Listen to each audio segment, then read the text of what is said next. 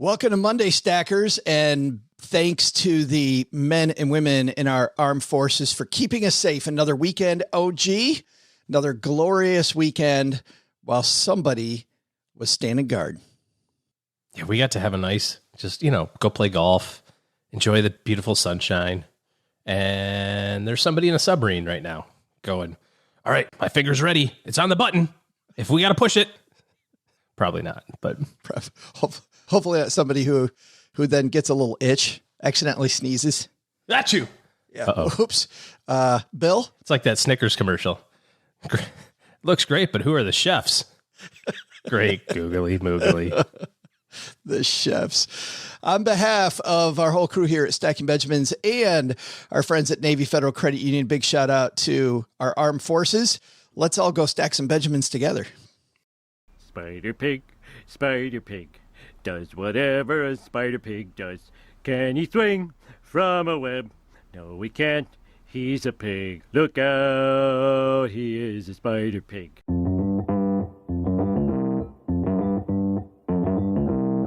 Live from Joe's mom's basement, it's the Stacking Benjamin Show.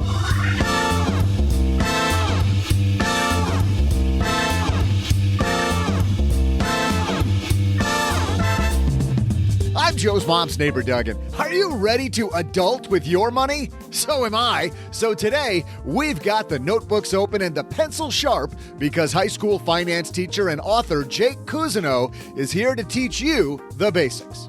Plus, we're talking annuities again on today's show because there are some new rules rolling out across the country for the people who sell them. Will it make annuities better? We have an opinion during our headline segment. Of course we do. Later, we'll toss out the Haven Lifeline to Andy, who got an inheritance, which put him over the income limits for the third stimulus check. Can he still get this money in the future? And finally, I'll make sure to save some time for my amazing trivia. And now, two guys who have been failing to adult for like 70 years, it's Joe and O-G.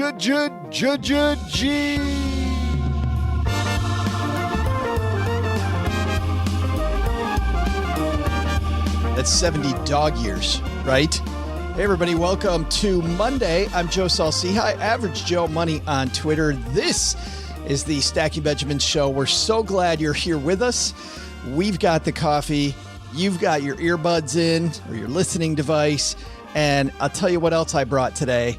My buddy OG.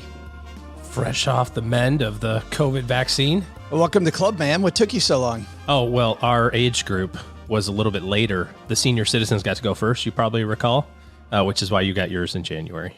It was that very nice, smooth, good work. It was married to a healthcare worker. That was my thing. I saw the video of you shoving down that old lady at the CVS. She's in a walker. You're like it's Black Friday at Walmart. Yeah, you're like, get out of my way, devil woman. They opened the door. People got trampled. Things happened. Feeling some regret, but hey, I got my shot. Hey, we got a great way for people, by the way, to get their shot at better money habits today. Ooh, how about that? Nice. If you're just beginning, we've got Jake Cousineau, who's a high school teacher, wrote this great book about adulting, which is just fantastic beginner level tips. So gather the kids around the radio, send to your friends that just got their first job, somebody who's 50 and acts like they just got their first job. It's going to be a fun show. But even before that, Jake Cousineau waiting in the wings to help us all start adulting. So let's get these headlines rolling. Hello, darlings. And now it's time for your favorite part of the show, our Stacking Benjamins headlines. Lots of great headlines this morning, OG. One that we won't go over, but one that we should note is that Robinhood, when you used to place a trade, would have confetti. Nice. And there were so many people that said that was bad. They just got rid of the confetti. So not worth the whole headline, but the confetti is gone.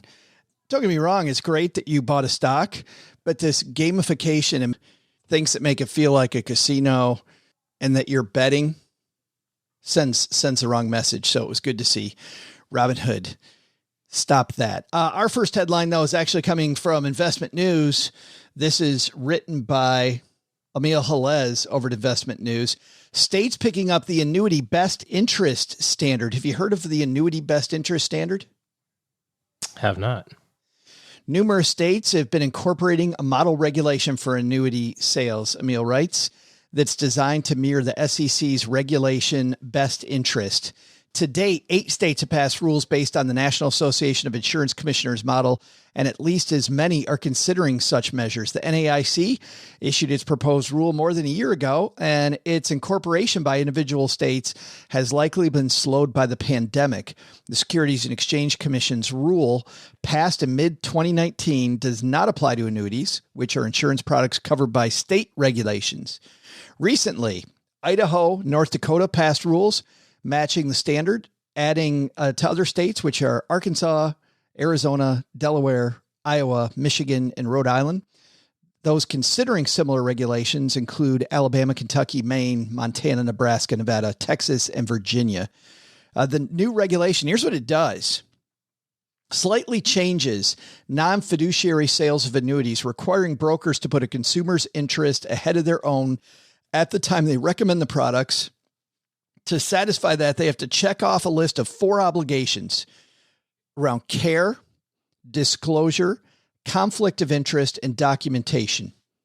Close to the same requirements that Reg BI has. Industry groups applaud it, but of course, consumer advocates say that this is window dressing.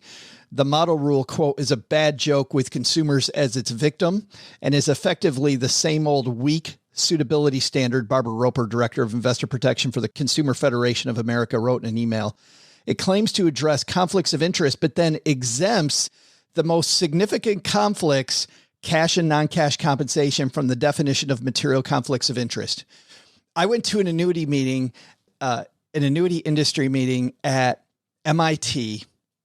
It feels like yesterday. I think it was. I remember this. It was years ago. It was a year and a half or 2 years ago. Yeah. 4 years ago.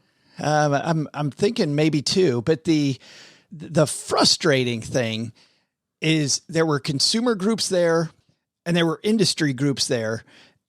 And the one area consumers continually said was the problem was that you're paying these salespeople a boatload of money up front, OG, and that creates this cash train that makes people find ways to do the wrong thing. Yeah.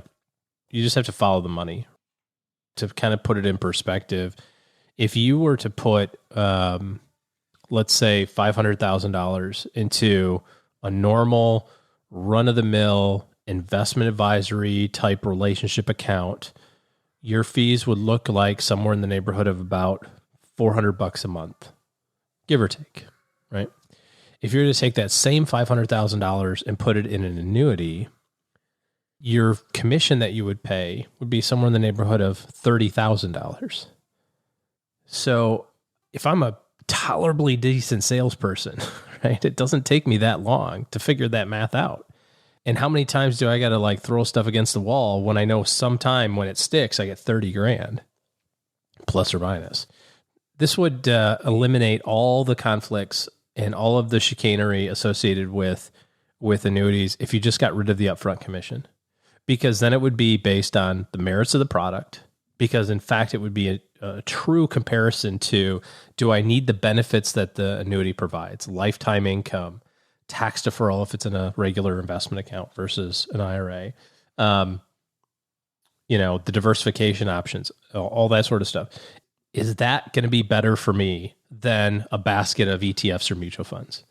And if it was priced the exact same, then that's where you're going to find out whether or not it's the best tool for you to use for your financial plan.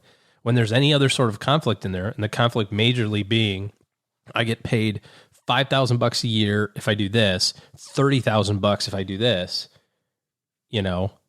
it's just going to be that much more difficult to regulate and to say, even if it's the right thing, right? And that's the frustrating thing for people who actually want to do the right thing and say, hey, this is the best tool for you to use. And by the way, I'm going to make 30 grand. Like, it already just sounds stinky. You're like, really? Immediately. Really? You're for sure it's the best thing? Absolutely, it's the best one. I searched high and low. You need a lifetime income. You need tax deferral. Da da da da da. And this is where I think where you should get it from. And I make 30 grand. Like immediately is like, it's probably not the truth. Yeah, if you get paid that much up front, why?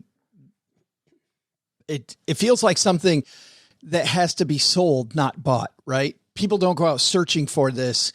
They need salespeople to shove it down your throat. Well, and I remember years ago, we were exploring purchasing another advisor's firm. We had this idea that maybe we'd move to Florida. So I started looking at advisory firms down there to acquire. So I was looking at this advisory firm at 50 million in client assets. And I was looking to kind of under the hood at all the books, and something just didn't look right. I couldn't figure out the math. Something was going on. And he said, oh no, it's all annuities. For 10 years, I sold $5 million of annuities for 10 years and got paid my commission. And at the end of the 10th year one's annuities are out of their surrender charge. So I've just been, replacing those with new 10-year ones. And it just blew my mind. Like that was just a normal thing. It was like, oh yeah, of course that's what I'm doing. Why wouldn't I do that? The surrender charge is up. It's time for me to earn another commission. Like, but what about the product? Is it the right thing for your client? He's like, who knows? It's so slimy. Yeah. And is this why this word fiduciary comes up again and again and again? OG, the people got to ask that question. Is your advisor a fiduciary?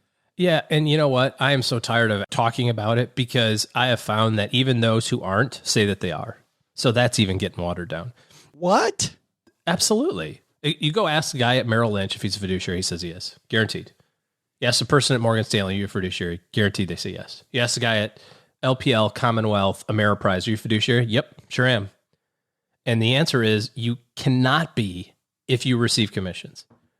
Just based on how the law is written, you cannot be a fiduciary if, by the definition of the SEC, you cannot be if you earn commissions. Now that doesn't mean, and I just, before I get all the hate mail from people at Ameriprise or Merrill or whatever, like I do what's best for my clients. You can still do what's best for your clients.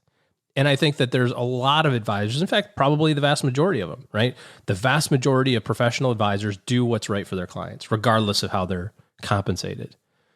But when you have this moniker of like, well, I should just ask if they're a fiduciary, and then most of them get it wrong anyway, it's watered down. It's so disheartening because you think we want to. And what's the penalty for being wrong? What happens? Nothing. Nothing happens. I mean, I can walk into a hospital and say I'm a heart surgeon, and they do what? They look up my background and you call my references and go, who? They'd say, no, you're not. You go, my bad. Yeah. My bad. Yeah. Yeah. You get in really big trouble if you start operating on people. Yeah. The frustrating thing here is that this comes up over and over and over about annuities, especially. There's a bunch of people listening, OG, that don't even know what annuities are. Why the heck are annuities so frowned upon by so many people when you explain the product sounds like something that we'd all want, right? An annuity provides lifetime income. When you annuitize the annuity, you turn it into something that looks like a pension. I mean, how great would it be to have a guaranteed paycheck? Now, the bad news is you pay for that. Like if you do the math and you're a somewhat savvy investor, you can probably beat it. You could probably beat that stream of income. However, it takes that completely off the table. All of a sudden, I'm just getting a check. I don't have to worry about it. Like freedom from worry has a price, and that's what the annuity company charges you. Sounds like something great. Why does this continually come up in this single market? Well, it's because it's complicated.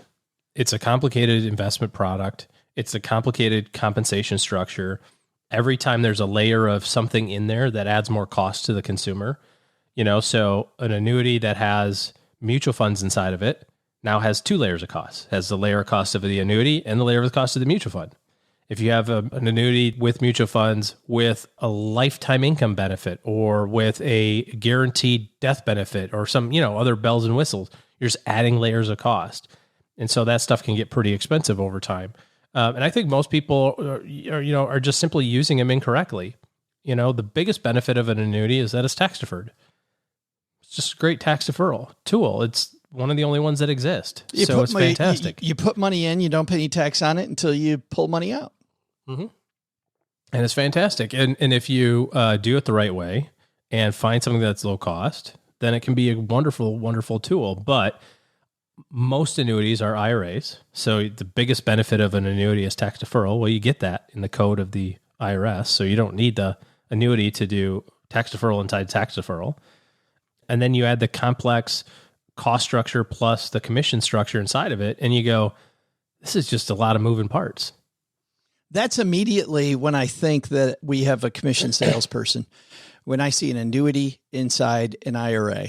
So an IRA, everybody is the packaging, right? It's like there's a present sitting out for you. Can't open it till it's your birthday. In this case, 59 and a half. Your 59 and a half birthday, you can open it up. If you open it before then, you get your finger slapped. That's what the IRA is it's this rule. And an annuity doing the same thing. Like you're, what? Now I have seen some annuities inside IRAs where people are buying the annuity for a completely different reason. This gets way in the weeds. I'll give you an example of somebody who it made a ton of sense to have the most complicated product ever. So this individual had a medical issue, a stroke, something along those lines when he was younger, when he was like in his 40s. And so he had a bucket of money from his disability policy and those sorts of things, but there was no chance he was ever going to get life insurance with his medical ailment. He would never, ever, ever get life insurance. And he had a young family that he was still trying to take care of. And he had a pretty short life expectancy. He knew that the issue that he had was going to result in an untimely death. So there was an annuity company that we found that would allow him to buy 2x the money that he put in the annuity. He could get 2x for at death. But it costs like 1.5% on the money. Cost a bunch. It was a ridiculous amount of money to do it. But for him, because he knew his life expectancy was really short and he knew he had no other alternative, which I guess maybe that's from a financial planning standpoint, should have been solved long before it, but it wasn't. It was a way for him to take this $500,000 and turn it into $1 million at his death when that didn't exist in that short of time frame. You say, well, just invest the money, it'll turn into $1 million. Yes, but he had a shorter time period than that, and there's no guarantee that that's going to happen in that window. Again, playing the probability. Sure. So in that case, it was a perfect solution. Yes, the advisory team who was involved in that probably got a crap load of commission on it, but it was definitely the right thing for that person. But I still think that the solution to this is just take away all the upfront commissions, make them all the same as regular investment advisory accounts, and then you just see what happens. You'll see what happens with the product. You'll go, oh, it's being used for the right people at the right time with the right attachments to it. Poof. And all of a sudden the products become competitive. There are some competitive ones out there, but to your point, far too many that aren't. And it becomes a race. Hey, it's that time, OG. Time for the TikTok Minute. Every Monday, we take a look at another TikTok video that may or may not lead you astray. And today, this is a TikToker who actually led you astray. And sadly, we're talking about the wrong thing with annuities. How about the wrong thing in crypto? This is a rare TikTok apology. Let's listen in. The other day, I promoted a cryptocurrency named Mando, which the developers pretty much scammed everyone, including me. Some of you guys invested into Mando, and also myself. I had $10,000 invested, which all of it is gone now. I wanted to come on here and take responsibility and tell you guys how truly sorry I am for not doing the research that I should have on their developers. So to make sure that something like this doesn't happen again, my management team is going to get in contact with every single developer before I promote a cryptocurrency. We're going to do background checks, and we're going to make sure that everything we're promoting is 100% legit and in it for the long term. And I just want to clarify from here on out, whenever I promote a cryptocurrency, this is just me showing light to the crypto. You guys want to do your own research and make sure that you are putting in money into something you believe in long term. I can't even put into words how crappy I feel right now and how sorry I am for what happened. Thank you guys for understanding, and something like this is not going to be happening again. Quite a mea culpa from this gentleman, and you don't hear that very often. Oops. He and his management team. Yeah. Even without that, who would have thought, OG, that a Star Wars Mandalorian themed cryptocurrency might be a scam. Is that what it was? Yeah, it's Mando crypto. Which is a great time for us to talk about our new cryptocurrency. Crapo. The jog. It's the Joe and OG. It's the jog. We need to make a commercial around the jog. We should totally do that. I love this continuing theme though, OG, that this TikToker talks about. You got to do your research. You got to do some research. Don't go, oh, Star Wars themed crypto. That thing's going to the moon. And dude on TikTok said it was. Can't stop there. Our second headline comes to us from the Wall Street Journal. This is written by Mike Cherney and Patricia Cousineau. House prices are inflating around the world. Pandemic-related stimulus, ultra-low rates, and changes in buyer behavior are turbocharging markets from Europe to Asia. It turns out that around the world, OG, no matter where you're living, people are afraid to sell their house because they're afraid they won't get another one. Yeah, I can see that. There's just nothing for sale in our neighborhood. Where would we go if we wanted to? I'd love to sell somebody this dump for twice what I paid for it. Suckers.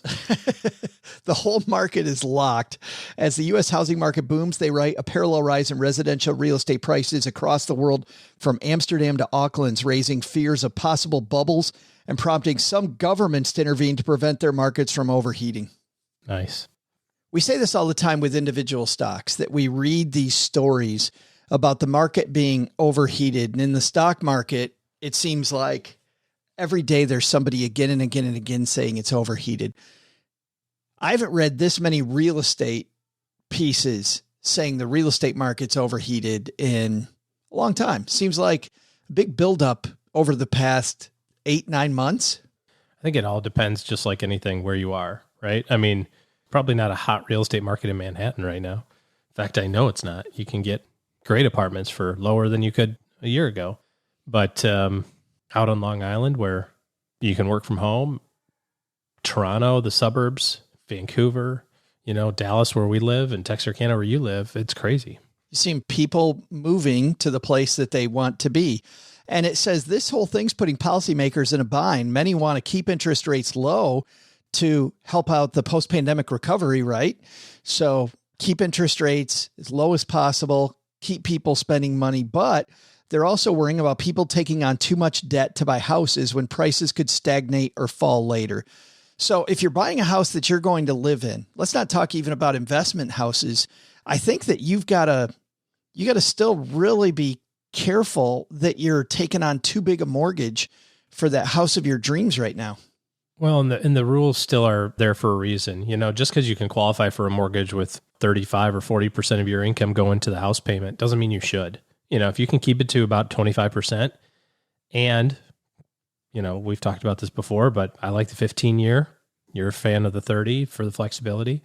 But if you can make it work on 25% of your income and the market stagnates or it falls, you're not going to be in a position where you're terribly upside down. This also goes to your down payment amount. If you're doing a down payment with the FHA minimum 3% down and maxing out your debt to income ratio to be able to get the house that you think that you need, that may backfire. And I know there's places, based on just discussions we've even had in our basement Facebook group, where people are bidding, hey, I won't even do an inspection. I'll make a no inspection, all cash. How silly is that? Yeah, how silly is that? Yeah, all cash is one thing, but no inspection. I would never, ever, ever not get an inspection. Yeah, well. Other countries, you talk about how the U.S. has made lending standards tougher since 2007, 2008. In New Zealand, authorities just did the same thing, tightened mortgage lending standards. In China, they're also trying hard, but with little avail, to make things better. In Sydney, property prices also hit records. New mortgage demand is so high, some banks are struggling to keep up. In fact, we hear all the time here that so many people looking to refinance that you should get in line very quickly if you're going to do that. Are we going to see interest rates have climbed a little bit, OG? Are we going to see interest rates continue to climb? Oh, let me check my magic 8 ball. Oh, wait, Len has it. Oh, come on. I have no idea. I mean, it only makes sense that it would. When they're so low, it only makes sense that it's got to go back to normal, right? And yeah, like just reversion to the mean. Yeah. And so when you've got that going on, plus wages aren't growing as fast as they otherwise should be, with as it relates to inflation, especially at different areas of the economy, the vast majority of this housing boom seems to be affected by the really, really low cost of money. And then, like you said, the demand, it seems like when that demand starts to evaporate, that the prices should moderate a little bit. And then if you add to it rising interest rate costs, now that's going to increase the cost of borrowing, and it's going to increase or decrease the affordability, I should say, for an average consumer. So I think those two things together are going to have an impact. Yeah, I'm with you. I think without, to your point, taking out a crystal ball, that interest rates have nowhere to go but up. But I don't think it's going to happen overnight, but I still wouldn't wait. I wouldn't sit on this. If you know you got to refinance, I get in line now because who knows how long it's going to take. Hey, just a second, OG and I are going to have our takeaways from today's headlines. Lots of big headlines. But first, well, running a small business, as you may know, like I do, it is super fun, but it can also be very tough. And when it's time to get a loan, it can feel impossible to find the lender that you actually trust. Big banks say no. The internet, well, that's full of sketchy offers with sky-high rates and fine print you can barely read. Whether you need help covering payroll, managing cash flow, or investing in growth, you deserve better. And that's why I recommend the small business marketplace Fundera, which is powered by NerdWallet. It's a free, easy-to-use platform. It lets you compare real financing offers from trusted lenders, and it's all in one place. And what I like is that you don't need perfect credit to get started. There's no spam, there's no bait and switch, just personalized options that fit your business needs. Nothing I like better than a place that treats me the way that they would want to be treated. Using Fundera is a super way to quickly compare options and make your best funding move the way any great business owner would. Here's the best part, though. For a limited time, when you visit nerdwallet.com/SB and fill out the no obligation form, you're going to get VIP treatment and talk with a real person who knows all the ins and outs of small business lending. And you can tell them specifically what you're looking for. They can tell you specifically which options you should probably consider most. Don't risk your business on unreliable lenders. Go to nerdwallet.com/SB to learn more and find the funding you deserve. Fundera Inc., NMLS ID number 1240038. Takeaway number one is the Mando cryptocurrency may not be what you think it is. I think that's a big one. And then number two, Robinhood confetti.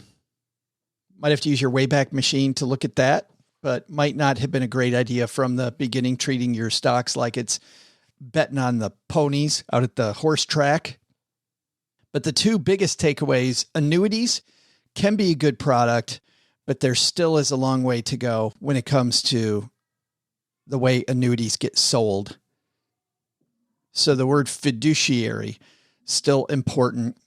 And even if your advisor says they're fiduciary, I think there needs to be a discussion after that, which means going back to the Mando crypto guy, got to know your terms, got to know what you're buying, and looking up the word fiduciary, doing a quick Google search, I think will be your friend. For people that have our Stacking Benjamins guide that we send out the day before this goes live, we provided one there. We also have one in our show notes.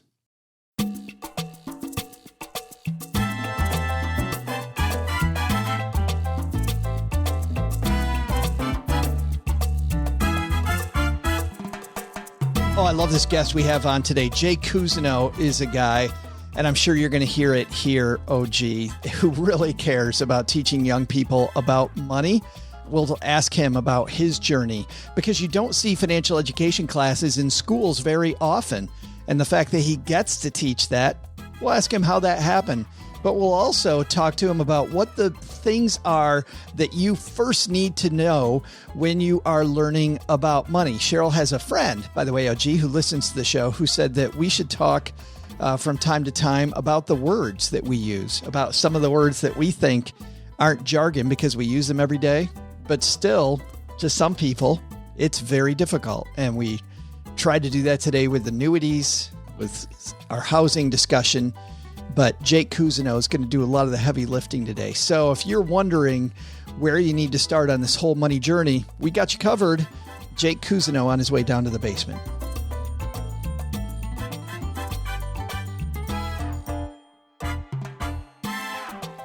And walking down the stairs to the basement, it's our new friend, Jake Cousineau. How are you, man? I'm doing well. Great to be here in the hallowed grounds of the basement. I'm excited. I'm so happy you could join us and say hi to Mom.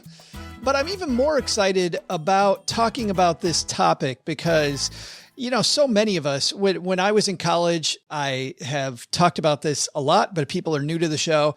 I totally, Jake, messed up my finances immediately. I got approved for an American Express card, which is funny because I later became an American Express spokesperson. The joke was on them. And I wrecked my credit with it. I didn't understand how any of this stuff works.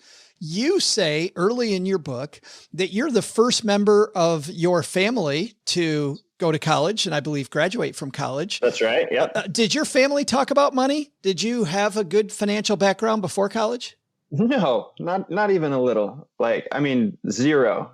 So when I went to college, I had no idea if I was even taking out student loans or how much they were or what the interest rates were. And even if I did know what the interest rates were, it wouldn't have helped because I didn't even know how interest worked. So I can't stress that enough. When I was 17 years old, shipped off to college, I knew absolutely nothing. So in my family, we certainly didn't talk about it. And now with the knowledge that I do have, I wonder why not. And I'm obviously a huge proponent of, bringing these things to the forefront, talking about them, because financial literacy is, in my mind, the most important pressing subject to young people. Did you, beyond, and we'll talk about your student loans in a little bit, but beyond that, did you start off life with a big financial quagmire, or did you kind of get it together early? I suppose it depends on who you ask. I was about 27, 26. I call it sort of my financial renaissance. And for me, when I started learning this stuff, I was like, oh gosh, why didn't I learn this earlier? One of the through lines through all of finance is take advantage of time, compound interest, avoid debt. So when I was 27, I'm like, I could be in such a better position than I am now. But then, if you tell it to somebody else who didn't, maybe they didn't learn this till they were 45, like, you're lucky. So I wouldn't say that I wasn't in dire straits. It wasn't awful, but I certainly could have been in a much better position than I was. You're a teacher. You teach personal finance. You know as well as anybody that there are very few personal finance curriculums in America. How the hell did you get that gig? And why did your school decide to have a personal finance curriculum, or have they always had one? So my school, shout out to my school. So my school is Lorena High School in Thousand Oaks, California. And it's a private school. And right at the time that I mentioned, I was going through my own financial renaissance, reading everything I could. Again, I was like, why didn't I learn this in high school? Why didn't I learn this in high school? And being in the position that I was, I've taught history, I've taught econ, English for a long time. And one of the nice things about my school is I can sort of bring up ideas for classes. So I brought it to my administration. I said, we need to have this class. I'll come up with a curriculum. And they cleared it. And then but then those sort of what have I gotten myself into? Because I didn't really know exactly how I was going to walk this road. But now I'm so glad that I did, because instantly, within the first couple of months, it was very clear that the students were very much into it, which was surprising. There was never, and the beauty of teaching personal finance, and as somebody who's taught, I don't know, like postmodern literature or, transcendental poetry or something like that, I have never had somebody in personal finance think, when am I going to use this stuff? Which is a huge advantage, right? It's because it's so clear to them. It's so real. It's tangible. So I started having this success, and the program has sort of grown and grown. And it's also, I get so many emails and just like fist bumps from parents. Like, oh, cool. Like, thank you. Thank you so much. This is huge. It's been a success, but I've sort of been fortunate that my school has been so supportive of the class, and it's expanding it. And yeah, it's been great. You're talking about the financial birds and bees, so they don't have to. Exactly. But then again, and I'm joking, parents, it's obviously better if it's supplemented at home, or that the class is the supplement to what you're talking about at home, obviously. Sure. When I've spoken at schools, and then I'm going to get into how you're teaching us in how to adult, but when I've spoken in schools, almost every question that I've gotten, Jake, in schools is a question from a high schooler on how do I really screw myself as quickly as possible? And they don't phrase it that way. They phrase it, how do I get a truck loan? How do I afford my first house the second I'm out, right? How do I get a mortgage? It's always, how do I get a credit card? What's my credit score? It seems like we're obsessed at least when I've spoken at high schools, kids are really obsessed with credit, right? Yeah. How do I get credit? Is that still true today? Because it's been a while. Yeah. I mean, when they come in, they just have no idea. I don't think most of, let's say adults in the U.S., I don't think they understand what a clean slate they're coming from. They just have no idea how these things work. So I really stress early on interest. Just how does interest work? And when you borrow money, you're going to pay back more than you borrowed. But yeah, when they come in, they're definitely, how do I get the biggest house possible? How do I get the nicest car? But very quickly, I mean, within, I want to say the first quarter of school, they're already sort of snap back into shape. And I think that's because you have to, as a personal finance teacher, you walk this very precarious line between highlighting the virtues of financial discipline, conservative investing, and, just being sort of financially savvy. You have to balance that with just the horror of like mismanaging your funds and like showing, real life, like this is the trouble you can get into if you're not doing these things. And if you get buried in debt or interest rates that are sky high, these are very real scenarios that you're sort of knocking on the door of. Yeah. So I do get those questions very early on, but by the end of the course, that ship has sailed. They're like, all right, I want a used Prius or something at this point. When it comes to teaching in the book, you start off with interest. I'm assuming now, based on that answer, that's why you start with interest, is because people don't really understand it. But you share your personal mess ups throughout the book, and interest is something you messed up early on with your student loans. You had a fantastic strategy of paying off your student loans. Yeah, it was foolproof, man. Yeah, that went wrong. Tell us about that. Yeah, so in each chapter, and just the general tone and the posture I wanted to adopt is, I think there's too much literature out there that it's really from this like financial expert guru, a certified financial planner. And it sort of creates this distance between, all right, this person, this speaker, whoever's teaching me this is something I can never achieve. And really, I wanted to sort of point out that financial literacy is not that difficult. If you think anybody can do this, and I really wanted to approach it with some humility. So in each chapter, I sort of have it's called a personal connection. And very often they're just my own missteps, really to hopefully help young people not feel bad, because usually when people feel bad about their finances, they'll hide it. They won't discuss it. I don't think that's just young people. Oh no, I think it gets compounded with age. The older you get, the less you want to talk about it. Yeah. So I really, especially anybody reading this book, is like, hey, address it now. Like the best time to fix this will be to address it now. But yeah, so to your question, the personal connection for my interest, I had like $25,000 in student loans. So I basically just calculated, all right, I'll pay X amount per month. I'll do $200 per month. That'll be $2,400 a year. 10 years, that'll be $24,000. So just 10 years, basically, $200 a month. And then I made those first couple of payments. And I had paid, let's say, about $1,000. I have the specifics in the book, but let's say I paid $1,000. And ignorant me went to go check the balance, and it had gone down, like $300. I'm like, what is this? This is fraud. I've given you $1,000 and the principal's only gone down $300. So since that was still kind of real to me, I was paying back my loan at that point, still, quite young. I remember that really poignant moment. And so I'm like, this needs to be sort of the opening chapter. This needs to be the first thing you understand, because whether interest is working for you or interest is working against you, and most people take it for granted, but the first day of class every year, I teach them that, and my students are up in arms. They're like, we need to do something about this. This can't be legal. What is this interest? And so for most people, they might think, yeah, of course, how do you not understand how interest works? But young people, and again, these are the people signing $30,000, $40,000, $50,000 in student loans. So they need to be, we need to make it abundantly clear just how interest works. But to your point, it's not just a negative, Jake. You say it's either a negative or a positive. You get to choose. There is a huge positive side too. And I think a lot of young people don't understand that. Yeah, absolutely. So the one really nice thing about personal finance, again, so teaching it, my students very often want examples. They're like, all right, you talking about compound interest, like show me how it works. And when you have a compound interest calculator, or it could be a 401k calculator, whatever it is, I'll say, all right, you're 20 or you're 18 right now. Let's say if you start at 20, if you do $300 per month, until you're 65, I'll show them how much money they've put in, but then you put it into the calculator. So, they're like, oh, I've only put in $200,000. That's not bad. I'm like, how much do you think you'll actually have with interest? And I show them, it's up to $1 million, and it blows their mind just as much as infuriated as they are about the interest when you're the borrower, when they see that interest compounding, like, what? Like, that's how you could become a millionaire? Like $200, $300 a month? I'm like, yeah, if you start young enough. Like the longer you wait though, that it's going to have to be $600 a month, $800 a month.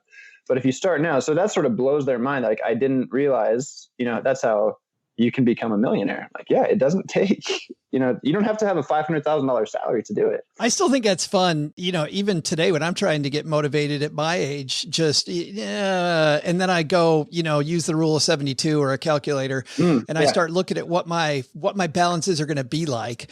Or if Cheryl gets down, she's like, man, we're saving a bunch of money. No. Take a look at this. And all of a sudden you're like, wow, hey, life is good. Yeah, the amount of time I spend on different financial calculators just to either, just to sort of get myself fired up of, okay, where I'm actually at now, here's my trajectory. What if I bumped it up a little bit? Yeah, I mean, that's very tangible because that's real life. That's your finances. So it certainly works. Speaking of real life, you go from the concept of interest, the good, the bad, the ugly, into basic banking next. Mm-hmm. Why do you have banking as your number 2 topic? I have basic banking as chapter 2, mainly because I sort of wanted to, so the one sort of following up into this, we eventually get into budgeting. But I think a lot of students, and especially maybe students who don't come from, let's say, as affluent families, they might not have a bank account already, or they might just not have any experience with banking in general. So, before you can even get into really budgeting, you really need to find a way to organize your finances, keep track of your finances. And there's no better way to do that than with basic banking. And even then, there's very foundational things of which banks are you going to choose? All right, I've heard of Bank of America. I've had students say, like, Mr. Coos, I know Capital One is a big bank. I've never seen one. That's crazy to me. I'm like, okay, well, let me explain why, like what an online bank is.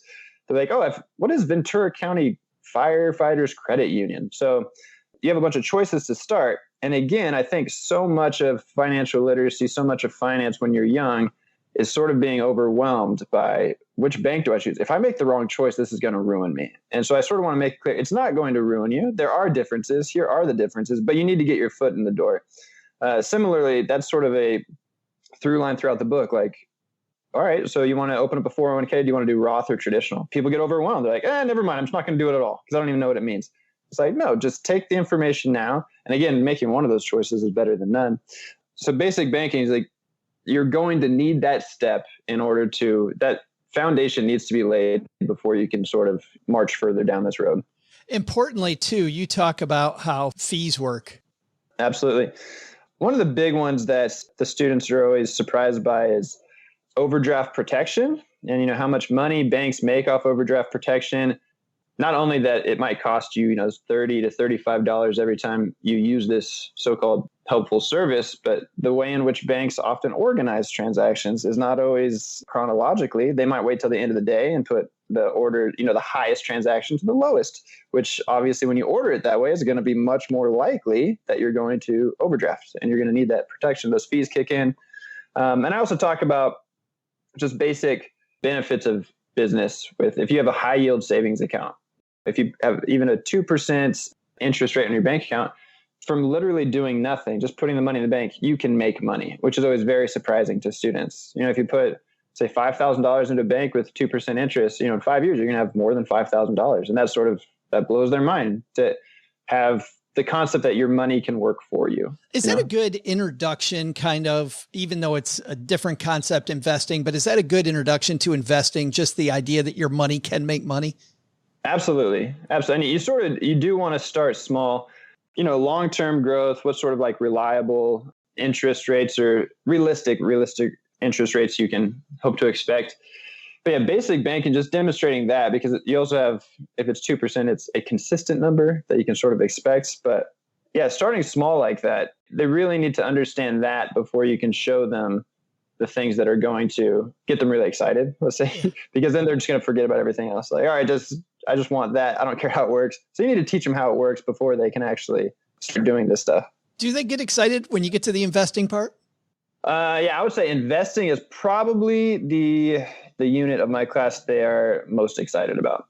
When people think of millionaires, especially young people, they don't understand that you could make 50 grand a year and be a millionaire, depending on your spending habits.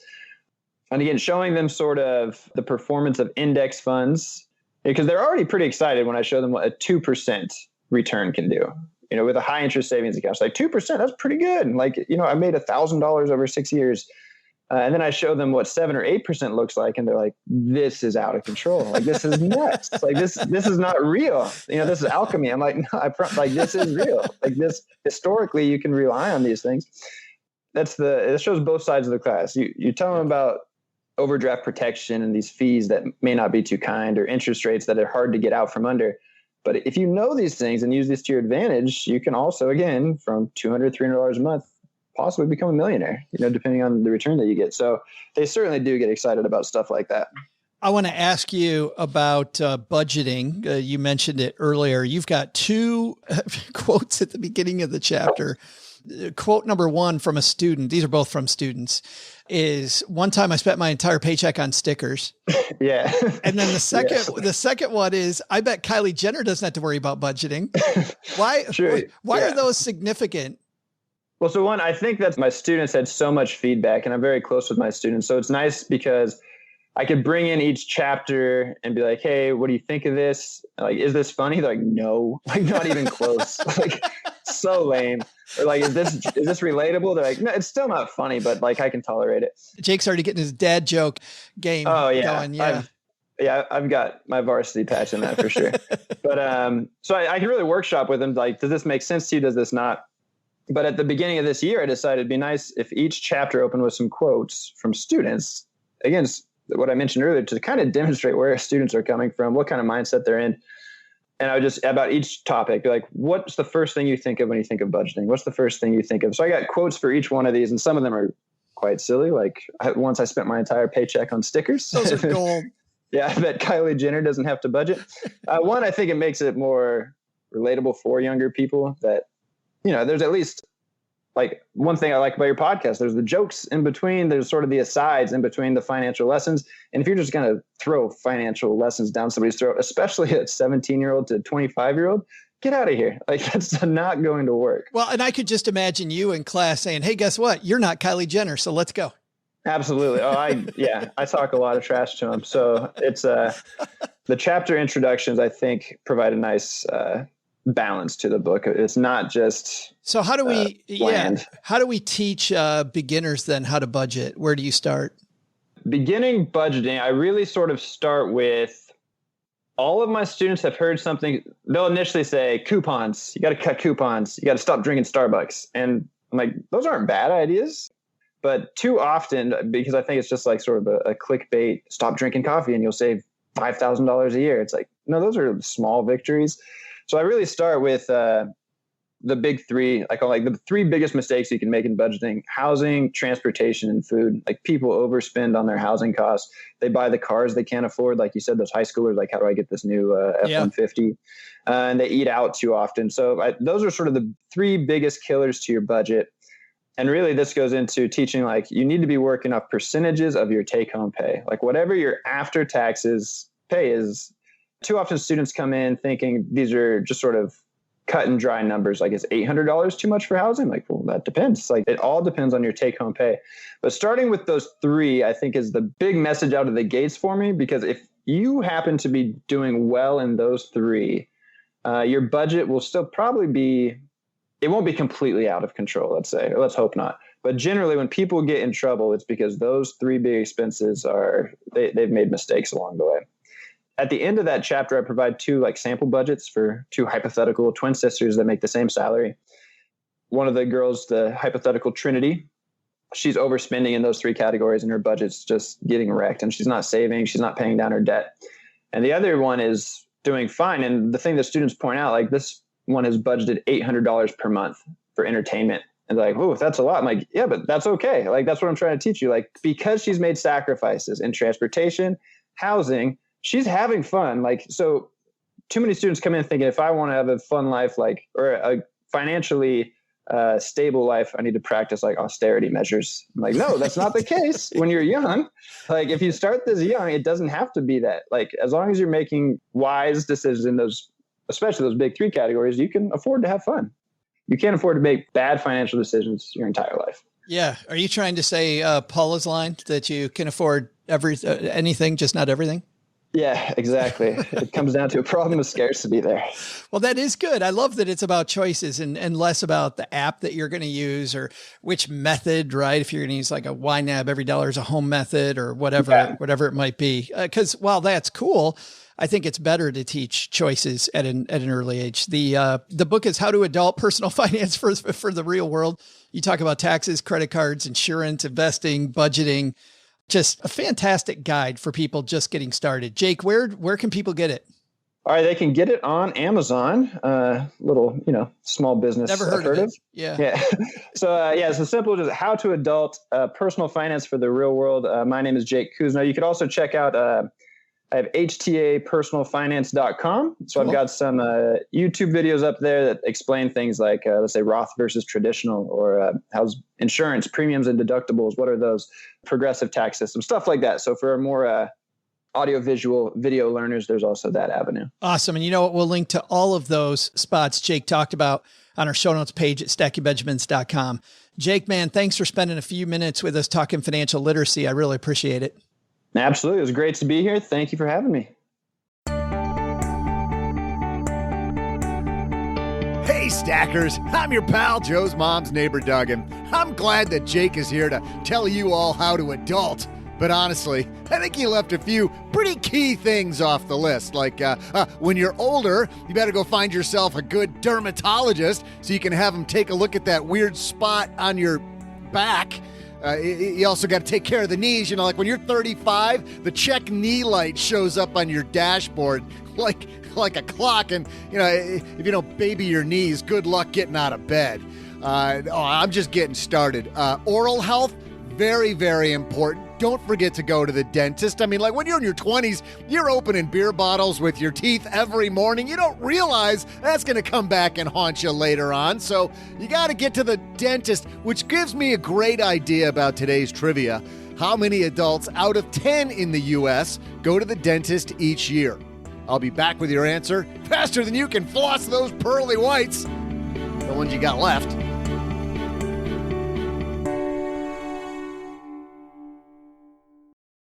Well, there's nothing that relieves stress more when you have had a long day, you are completely fried, and you're thinking to yourself, maybe I'll just go out to dinner. But then you think about all those calories, all that money out of your wallet, and then you realize that you can eat healthy because you found Factor. Factor is ready in 2 minutes. Factor shops, preps, cooks, and delivers straight to your door, so you have more time for everything you love this spring, and you don't have to worry about eating healthy and going outside your budget because you've got the food sitting there in the fridge that you had pre-planned. What is Factor? Well, Factor has meals built around your goals, whether that's weight loss, overall nutrition, more protein, or GLP-1 support for strength and workout recovery. Check out Factor's Muscle Pro collection. Every meal's crafted with functional ingredients, lean proteins, colorful veggies, whole foods, and healthy fats. Factor bans 175 plus ingredients. No artificial colors or sweeteners, no high fructose corn syrup, no refined seed oils, just nutrient-dense foods. It's fresh, never frozen, over 100 rotating weekly meals, including globally inspired flavors like Mediterranean and Asian, so there's always something new to look forward to. I use Factor. I think you're going to love it too. Head to factormeals.com/SB50off, stackers, and use code SB50off, and you're going to get 50% off and free daily greens per box with new subscriptions only while supplies last until 9/27/2026.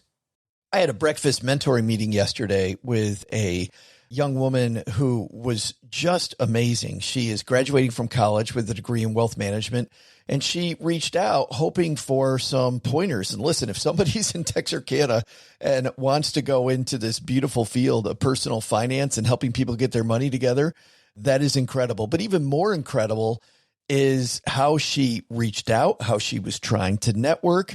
And I was having a discussion that finding the right person and avoiding the wrong person for a role, that's what can make or break an organization. And we just don't see that many qualified people. So how do you find them? Well, Indeed sponsored jobs is a boost whenever you need to find quality talent. If you're hiring, Indeed is all you need. You can stop struggling to get your job post even seen on other sites. You'll match with quality candidates with Indeed's sponsored jobs. Get matched with and hire quality candidates who can drive the results you need. Reach candidates who meet your specific criteria like skills, certifications, or location. It drives me crazy when I'm matched with all kinds of people who aren't a fit. I don't have that kind of time. People are finding quality hires on Indeed right now. In the minute I've been talking to you, companies like yours made 27 hires on Indeed, according to Indeed data worldwide. Sponsored jobs posted directly on Indeed are 95% more likely to report a hire than non-sponsored jobs. Spend less time searching and more time actually interviewing candidates who check all the boxes. Less stress, less time, more results. When you need the right person to cut through the chaos, this is a job for Indeed sponsored job. And here's what's cool, Stackers. You're going to get $75 in sponsored job credit to help get your job the premium status it deserves at Indeed.com/podcast. Just go to Indeed.com/podcast right now and support Stacking Benjamins by saying you heard about Indeed right here at Stacking Benjamins. Indeed.com/podcast. Terms and conditions apply. Hiring, do it the right way with Indeed.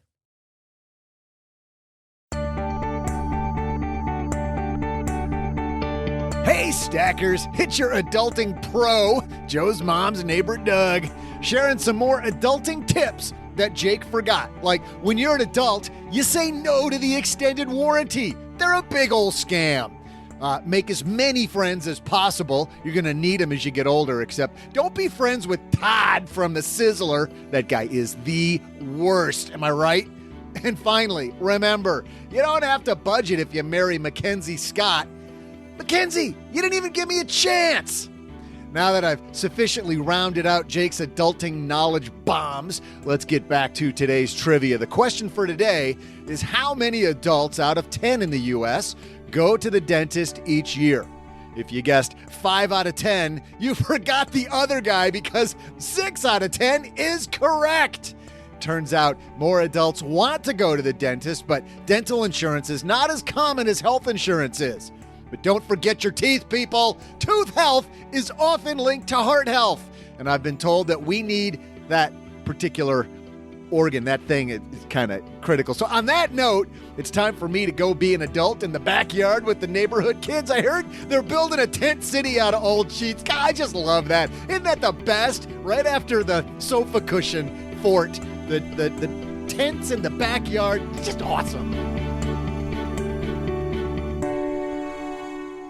Man, you are, your glass is half empty. 4 out of 10. That's how many teeth I got left. Go there to look at their tooth. Doc, can you look at my tooth? Isn't that teeth? Well, used to be. Yeah, except I didn't go to the dentist. Yeah, thanks to Jake. By the way, I have not been to the dentist in about a year and a half, and I've got a dental appointment coming up next week, and I am already fearful about how my mouth is going to feel after waiting that long. But don't you normally love a trip to the dentist? Like afterwards, I just feel clean. And I'm not the guy you want to talk to about this. No, probably not. I've had nothing but terrible experiences at dentist offices. No. That's horrible. Cheryl had a horrible dental experience also. Maybe I'll tell you one later. A tooth that she didn't think was going bad, the dentist assured her was. And ever since he worked on a tooth that she wasn't sure was bad in the first place, has had nothing but problems. That's not the case for most dentists.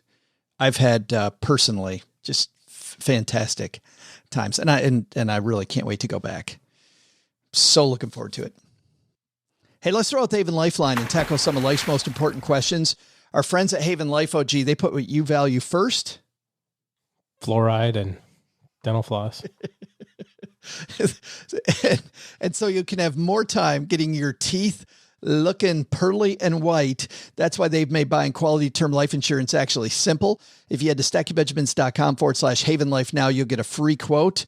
They're helping you buy insurance the modern way by making the application simple. It's online. Their prices are affordable, and they're issued by Mass Mutual, which is a 160-year-old insurer. So you know that the policy is going to be there when you need it. Let's say hello today to Andy. Throw him out the lifeline. Hey, Andy. Hey, Joel and OG. This is Andy from Idaho. I have a question about the third stimulus package that was just passed.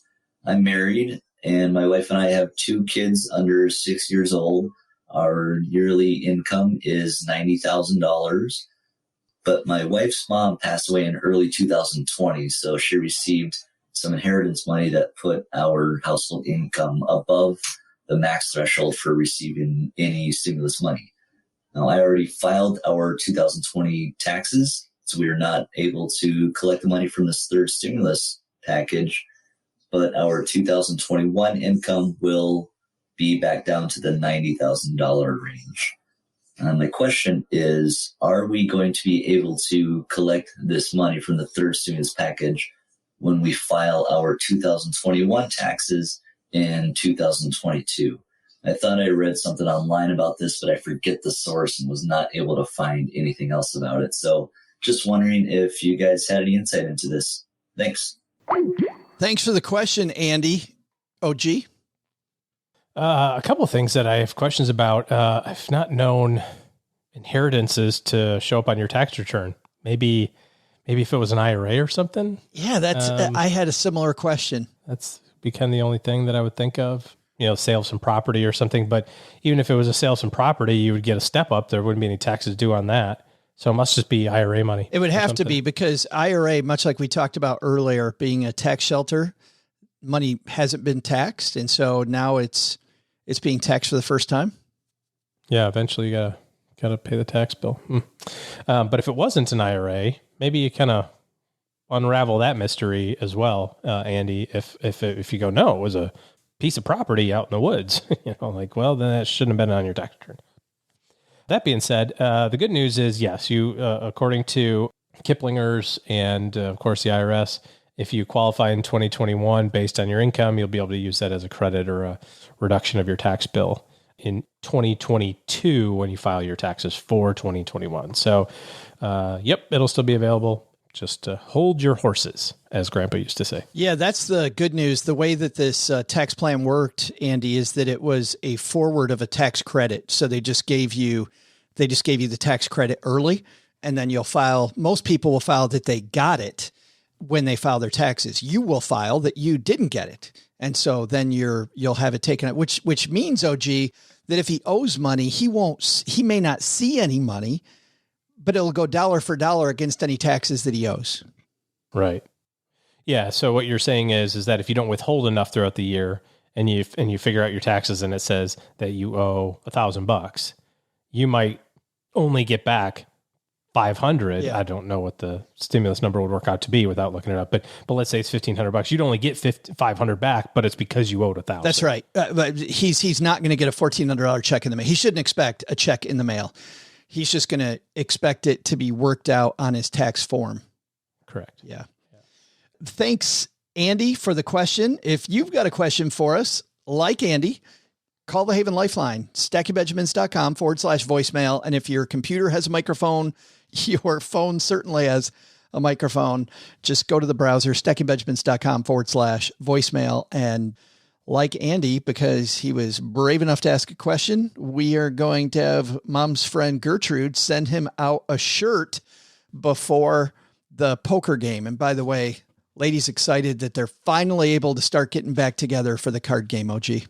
And in 2 weeks from now, when I'm signed off. By the way, I'm totally laminating this thing, and I'm going to have a t-shirt that I can like slide it into with arrows that point to it. Like when I walk into like a grocery store and they're like, "Sir, could you?" I'm like, "Nope, got the vaccine right here. It says right here on my shirt." Get a big vaccine shirt made out of my vaccine card. No, but all they're saying is, "Sir, can you put pants on?" And you're like, "Nope, I got the card right here." Nope, I got the vaccine. Take a look at the card. Says I get to wear whatever I want to wear. I'm good. I got the vaccine. You can put your mask and put it right here. And then they're going to say, "We all need a vaccine after seeing that." Kind. All right. That's going to do it for today. We've got lots of people to thank, but we're going to have Doug do those honors. You want to spend more time hanging out with us? We want to spend more time hanging out with you. So we go live periodically on our Instagram channel. We also hang out in our basement Facebook group. You can follow us on Twitter and say hi over there, have discussions with us. I'm asking lots of questions throughout the week on Twitter. So follow us, hang out with us in all those places. And hopefully this time next year, we're coming to a city near you as well. We're going to try to hit most of the United States next year, hanging out with the Stackers. Thanks to everybody who's left us a review of this podcast, but more importantly, thanks to everybody who's told a friend about us. And today, if you know somebody new to money, I think Jake Cousineau is a great gentleman to start with when it comes to learning the basics about money. Finally, if you and your family need better financial planning help in your corner, OG and his team are taking new clients. So head to stackingbenjamins.com/OG. And that's a link to their calendar so that you can interface with them and see how you can make better financial decisions in 2021 and beyond. That's going to do it for Monday. We're back here Wednesday. Doug, take it from here. What should we have learned today? So what should we have learned today? First, take a lesson from our headline. Annuities? Not a horrible product, but still, make sure you know what's involved before you buy annuities or any financial product. Second, take a lesson from Jake Cousineau. Learn the basics early. It's not actually that hard, and those basics will pay long-term dividends. But the big lesson? There are lots of ways to adult, but the wrong way to do it is to start a podcast in your mom's basement. I mean, trust me, don't want to be a downer, but GOI and OJA, those guys really could have done a better job. To learn more about our guests and for more resources, you can head to our show notes page at stackingbenjamins.com. To learn more about how to adult and to help kids learn about money, check out Jake's new book, How to Adult: Personal Finance for the Real World. This show is created by Joe Saul-Sehy, produced by Richie Rutter-Reese, and engineered by the amazing Steve Stewart. Online, visit us on Twitter at SBenjaminsCast or on our Facebook page. I'm Joe's mom's neighbor, Doug, and I'm pretty much the guy in charge of everything around here. Trust me, this well-oiled machine didn't get like this all by itself. SB Podcasts may receive payment on the show from sponsors and guests in the form of books, giveaway items, discounts, or other remunerations. That's a big word. There's no way you take advice from these dorks, but like Joe's mom always says, don't take advice from people you don't know. This show is for entertainment purposes only, and before making any financial decisions, consult with a real financial advisor.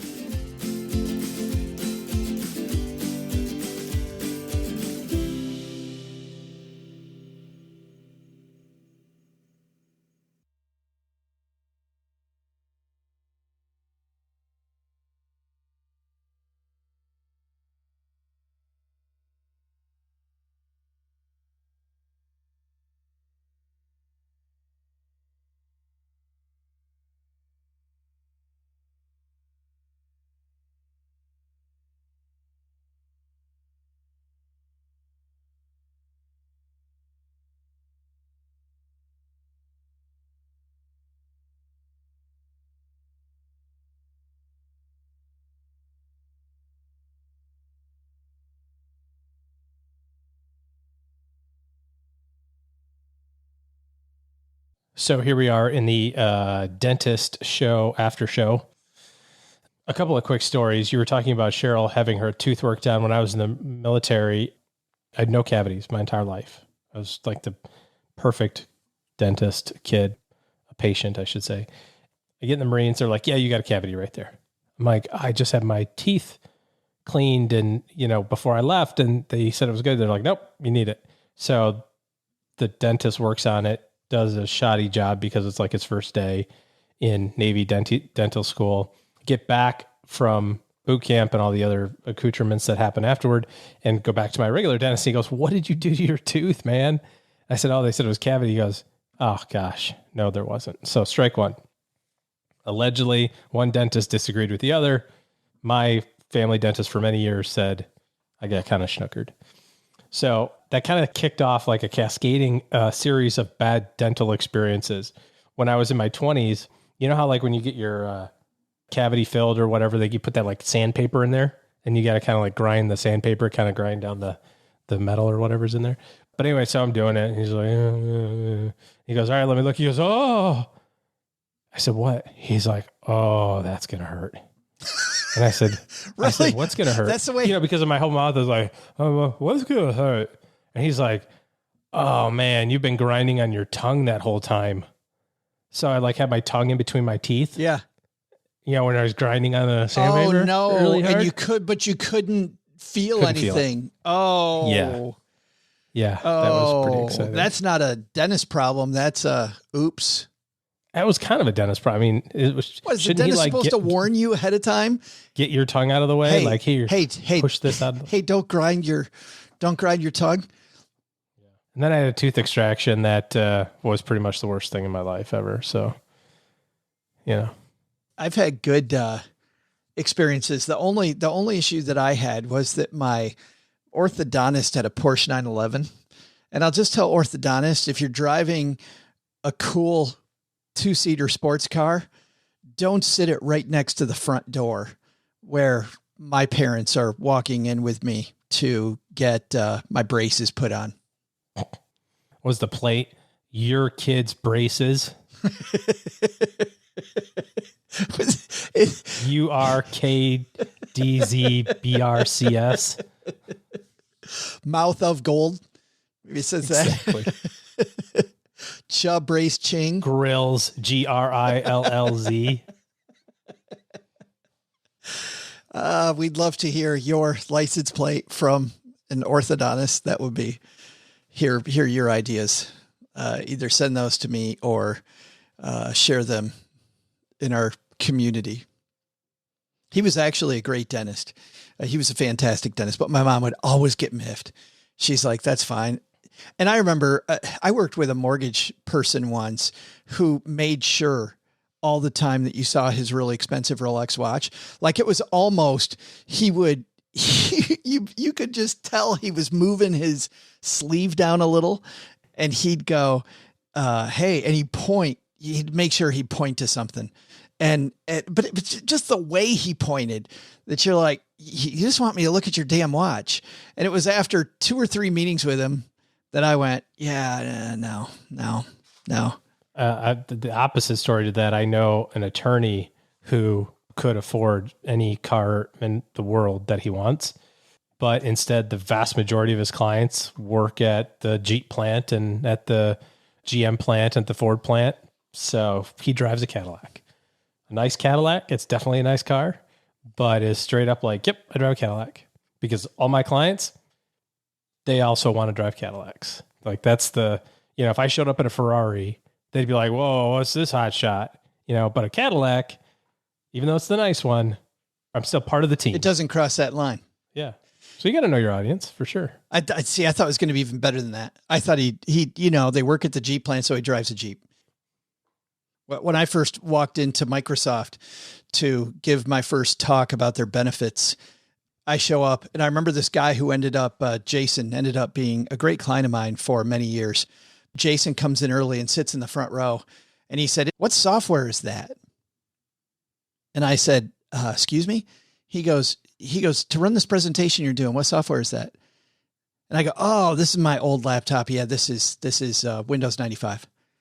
He's like, oh, okay. And what was that thing you just took out of your pocket? I said, oh, I was listening to some music. Isn't this cool? This is like the new iPod. And it was like the third generation that had the big wheel, had the great wheel. And at that time, that was when Microsoft, I could probably look up the year because the Zune wasn't out for that long. He's like, okay, so we have and he just stops for a second. And by now the room has pretty close to filled up with people. And he said, okay, so you are using our competitor's MP3 player and you've got 8-year-old software or whatever the number of years is. You've got 8-year-old software on your computer. You're here at a place where we make all this stuff and you're not using any of our stuff. So why should we believe a thing you say? Before I'm about to give my first speech. The next time I came in. Yelling at brand new laptop. And I'm showing off my Zune. And by the way, I went to the Target to buy the Zune, I remember, and I took my kids with me. And I say to the guy in the electronics department, I said, hey, I want to buy this thing. And it's under the little glass area. I want to buy this thing. And he goes, what is that? The dude working at Target looks at me and goes, what is that? I said, oh, it's a Zune. It's like, what the hell's a Zune? Like, you're selling it, not me. It's an MP3 player. He goes, I've always wondered what the heck that was. And he takes it out and he literally blows the dust off it. Nice. Not a big seller. You're still here? What are you still doing? The show's over. I don't do a very good Ferris Bueller, do I? But since you are here, wanted to tell you that at Navy Federal Credit Union, they don't just serve the Navy. They also serve the Army, the Marine Corps, Air Force, Coast Guard, and even Space Force. So no matter where you are in your military career, they offer the products and the resources to help you navigate your finances, like the Navy Federal More Rewards American Express card. We talked about this before, guys. If you pay off your credit cards in full, this is absolutely fantastic because you can play the credit card reward game then. Don't play the reward game because stuff's not free if you're not paying off your credit card on time. But if you do, listen to this. 3 times points at supermarkets, food delivery, and gas, plus 1 point on everything else. Enjoy special perks and points you can redeem for cash, travel, gift cards, and more. Plus, earn bonus points like you can learn about how you can get 25,000 points, a $250 value when you open a Navy Federal More Rewards American Express card today. Visit NavyFederal.org for more details and to apply. Insured by NCUA, American Express is a registered service mark of American Express used by Navy Federal under license. Now you can go.